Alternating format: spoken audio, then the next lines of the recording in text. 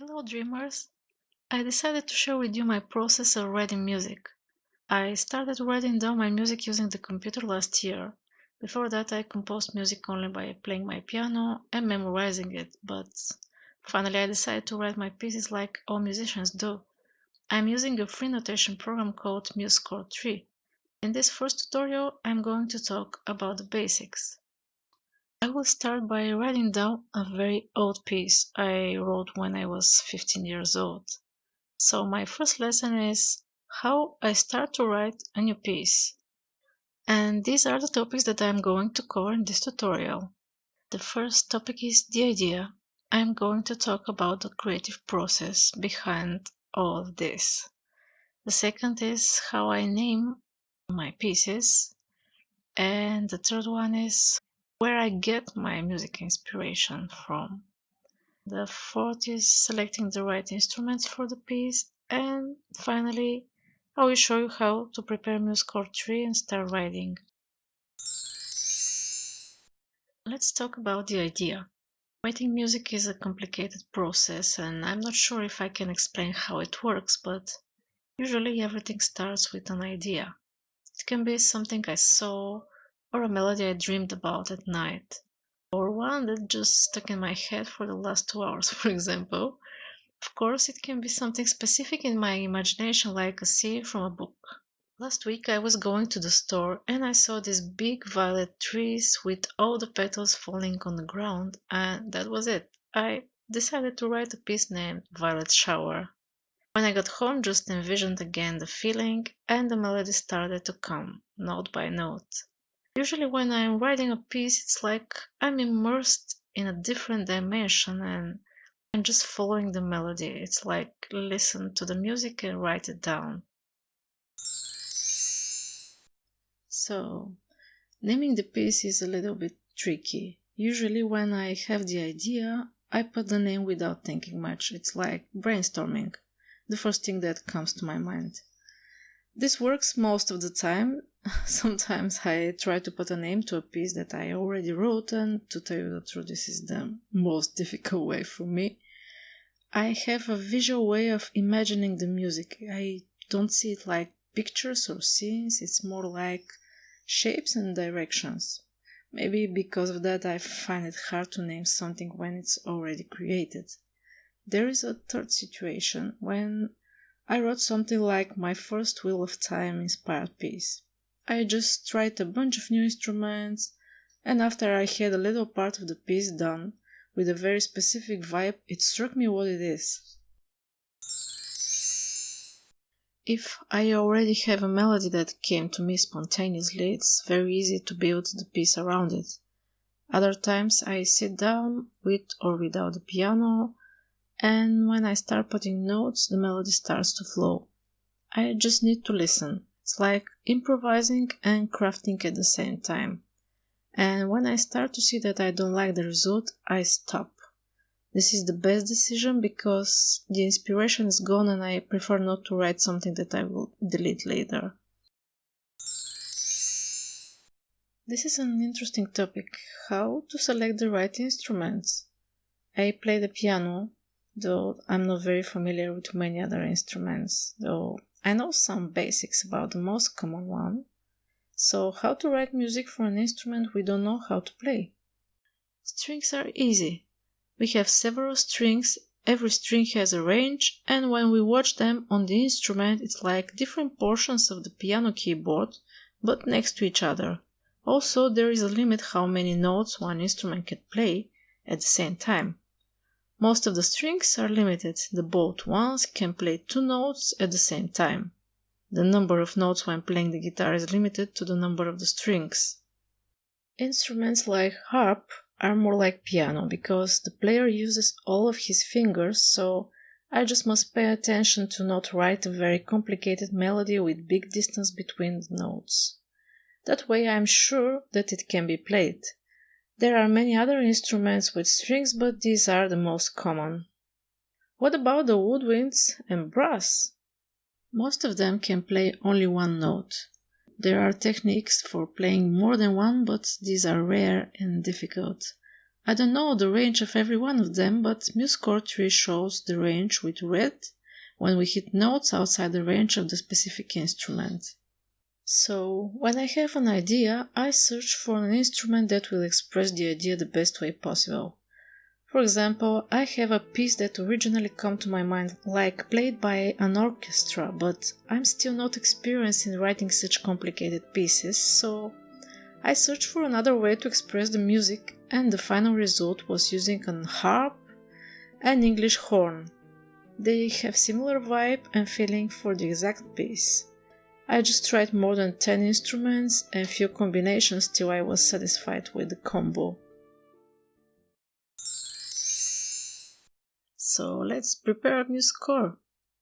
Here I'm going to explain how I prepare MuseScore tree for writing music.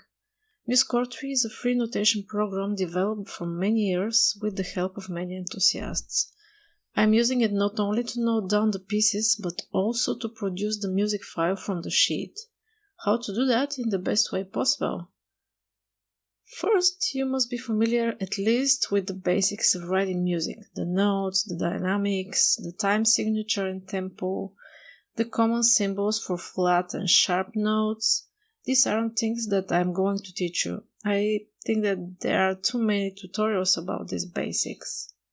MuseScore tree has built-in libraries with the most common instruments, but as you already guessed, these libraries are not the best. There are instruments that sound really artificial, and because of that I searched for a way to make my music sound like played by real instruments. And then I found the sound font libraries.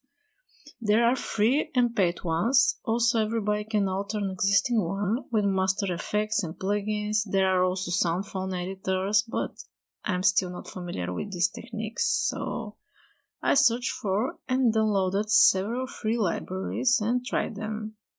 I already have around 10 different pianos, and I don't play every piece with the same piano. The instruments can be loaded in the program using the synthesizer. Of course, first you must download and install them, but the process is very easy, so I'm not going to explain. There are different formats, for example SF2 and SF3. They are loaded in the fluid panel, but SFC can be loaded in the Cerberus panel.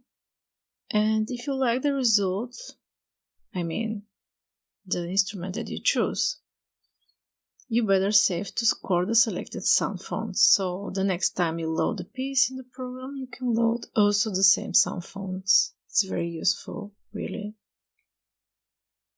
When you start a new document in this software, you will see the windows that will let you complete the following steps. The first step is to select the title and the name of the composer. And here I'm going to put test music, for example, because this is a tutorial, of course.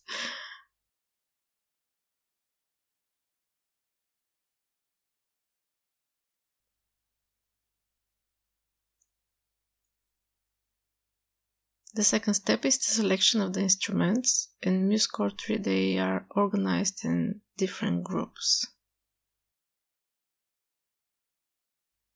I personally prefer to choose all instruments and select the needed ones.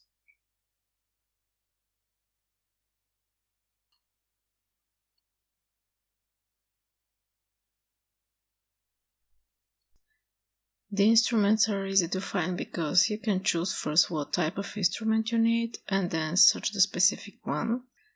In the keyboards I select the piano. I don't know if many people do that, but I came up with the idea to add 2 pianos. One for each hand because I'll be able to control better how loud is every part using the master gain. I just let on the sheet the stave for the G clef in the first piano and the F clef in the second one. Of course, this is by choice. Usually when you select the piano in the sheet are added the 2 staves. Now it's time to select the key signature and the tempo. The key signature for this piece is E flat major, so I'm going to choose the 3 flats, B, E, and A. I'm not going to select the tempo for now because I must hear it first. I will show you how to change it later. Next, you must select the time signature of the piece. In this case, I'm going to write 6/8. I'm going to assign 60 measures for now because I never know how many I'll need. I can always add or delete measures when I start writing. And that's it. We just finished the basic preparations. As you can see, the clefs are the standard. G for the right hand and F for the left hand. Like I said before, the 2 pianos, you can find them here in the mixer, and you can alter the volume of every one of the parts. And I usually make the right hand a little bit louder than the left hand.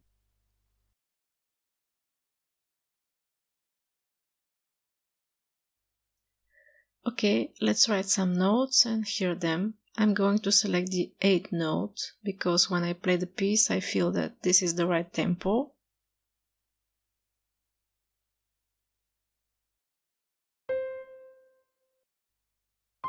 So I think that this is enough for this first tutorial.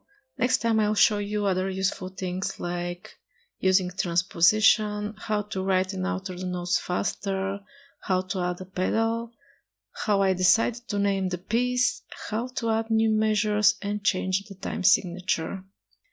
If you have any questions, please write them in the comments below. See you next time!